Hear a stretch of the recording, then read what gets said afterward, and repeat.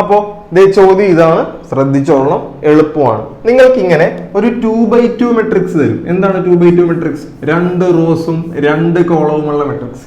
ഇതിന്റെ ഡിറ്റർമിനന്റ് കണ്ടുപിടിക്കാൻ ചോദിച്ചാൽ, എന്താണ് ഡിറ്റർമിനന്റ് കണ്ടുപിടിക്കാൻ ചോദിച്ചാൽ അത് ഡിനോട്ട് ചെയ്യുന്നത് ഇങ്ങനെയാണ്, 2 വരയുടെ അകത്ത് എ. ഇനി മെട്രിക്സിനെ അത് ഡിനോട്ട് ചെയ്യുന്നത് ഇങ്ങനെയാണ്, 3 5 1 3, 2 വരയുടെ അകത്ത് എഴുതണം. ഇനി ഇത് ചെയ്യേണ്ടത് വളരെ എളുപ്പമാണ്, 2x2 ആയതുകൊണ്ട്. എടാ ഇങ്ങനെ ഗുണിക്കുക, ആദ്യം ഇങ്ങനെ ഗുണിക്കുക, 3 × 3.